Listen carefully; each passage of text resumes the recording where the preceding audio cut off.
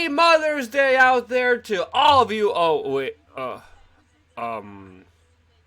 Maybe except, snap. That is a lady in Australia being grabbed up and ripped away from her kid for being in the streets. Yeah. Now, we're definitely not going to play the full video here, but the fact that this is happening is pretty outrageous, to say the least. And that's why in this video, we are going to be talking about HR 6666. Yes, that's the actual number of it. And it is the testing, reaching, and contacting everyone, the TRACE Act, that some politicians want to make a law since, of course, you know, getting traced, reached, and contacted by the federal authorities is such a great thing. You know, because how else are you going to enforce social distancing by violating social distancing? How else could you do that? Again, lots of absurd things are happening. Of course, you can't rely on the mainstream media during these difficult times. And that's why before getting into this video, I wanted to remind you the importance of taking care of yourself, your immune system, getting the proper sleep, exercising, eating right, getting some sun. And this is why I wanted to share this link, which I will put in the description below. And it is a report made by some medical doctors with their recommendations on vitamins, supplements, and ways you could boost the immune system in order to deal with and even implement some preventative measures when it comes to the sickness that the world is dealing with. I would definitely recommend you share this very comprehensive report with any medical professional or doctor that you know to get their opinion of it, and also to make them aware of some of the treatments and results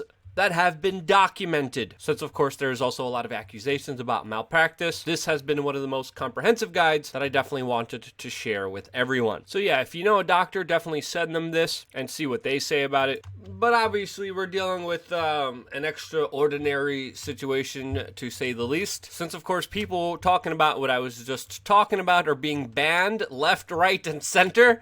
As, of course, we're dealing with a very serious situation. A situation now, according to many experts, was made and created by government. As now, many professionals are coming forward and explaining how the wet market theory about how this sickness started doesn't add up. This is, again, something we've been saying months ago. Go all the way back to our reporting in January and February, and we were saying, hey, there's a lot of evidence, some circumstantial, suggesting that this came out of the laboratory. Other news organizations that reported on this more extensively were banned, but now it looks like that is the most likely scenario here. Again, we don't know for 100% certainty, but the evidence is becoming stronger, suggesting that this is what happened. China, of course, is not doing themselves any favor by closing down the laboratory, and any other independent investigation or ability from anyone outside of the Chinese government to even investigate or see the findings of their, quote, investigation into how all of this started. They are hitting back with their own accusations and very strong words. After now, even German intelligence came out saying that China asked the World Health Organization to cover up the outbreak of this sickness, which, according to German intelligence, cost the world 4 to 6 weeks to act properly. Now, obviously, a lot of the problems and the problem came from government. And now we have governments, after fumbling and making the problem worse, saying, don't worry, we can fix it if you just give us all of your rights. And that's essentially a brief synopsis of this HR 6666 bill, which would essentially, in many ways, eviscerate the Constitution.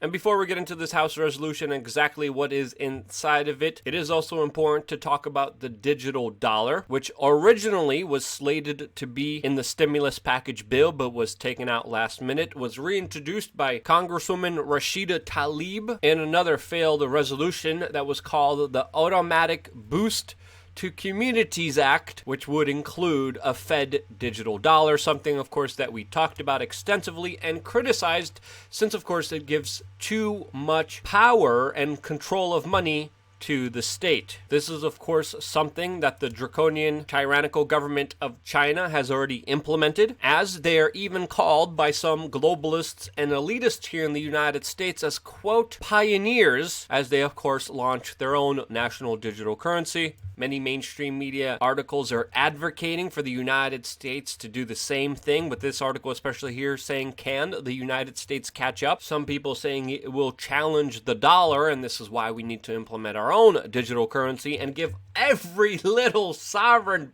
being of our existence when it comes to money to, of course, the federal government. Yeah, that's a smart idea. Not like already we have a horrible policy that has indebted us close to $25 trillion. Yes, just a few days ago, the U.S. national debt hit $25 trillion. And if it wasn't just for the digital dollar to worry about, we now, of course, have this House resolution that was introduced on the occult day of May 1st, is numbered 6666 for why the hell not? It was introduced by Democratic Congressman Bobby Rush. And the synopsis of the bill says that it will give $100 billion. There really isn't really any giving by government. It's more stealing and redistributing and it's not really that free. It's not giving like you guys give on wearechange.org/donate, our website where you could get involved in this independent media organization in many different ways, supporting us through physical mail, crypto, or even waves without spending a single dime. It's not like you, amazing human beings, giving out of the goodness of your heart to continue to get free videos every single day from us. It's not like that. The government giving is them literally bringing thugs with guns to your house and saying,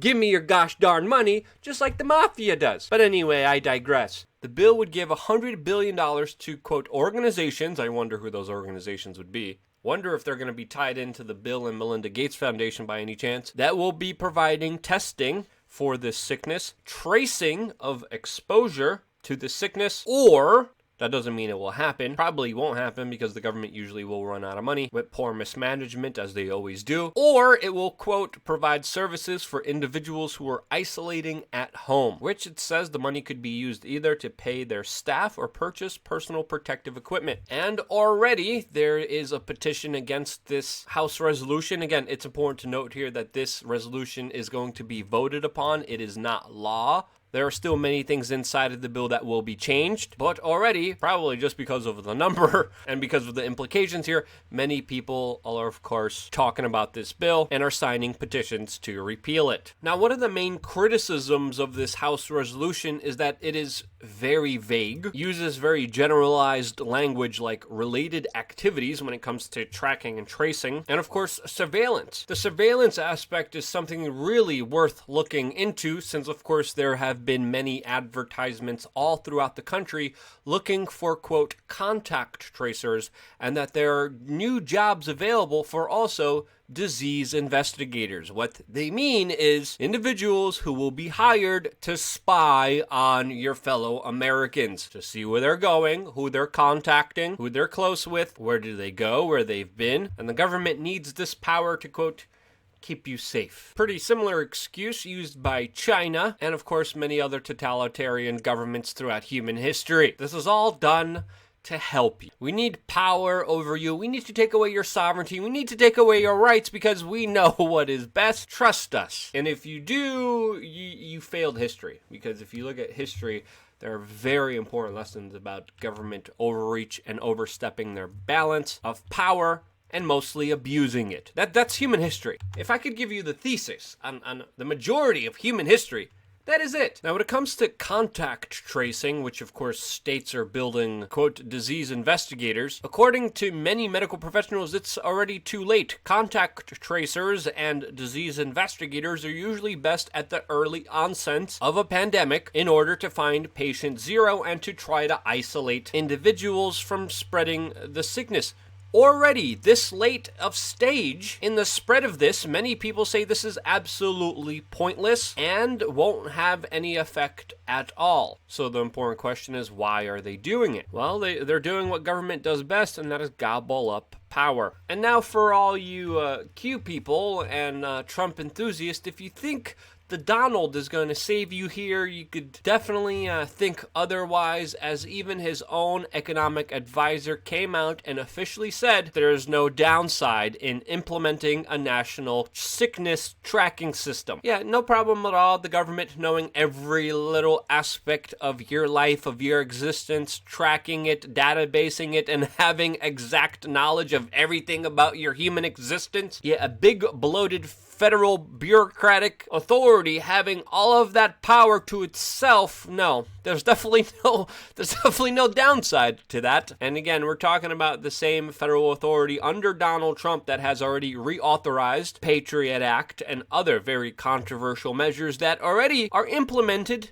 without this House resolution. Already, the federal government can track, trace, and database you, put you into their system without you committing a crime. Now, they just want to make it more official, and they want to rub it in your face. And make it official with the bill also connected to, of course, wider testing. And even if you're an individual who thinks this bill is necessary for some reason, you have to understand the longer-term tendencies of government is to abuse the powers that you have enabled them to have. Again, very vague language here that could be interpreted in many different ways. This House resolution still was not passed. There's going to be things introduced here, taken out of here. This, of course, will be something that we will be keeping a close eye on. And even though we have to take the situation that we are all in seriously right now, and that there are legitimate dangers out there, we also have to understand it is dangerous to empower government and to not stand up for your rights.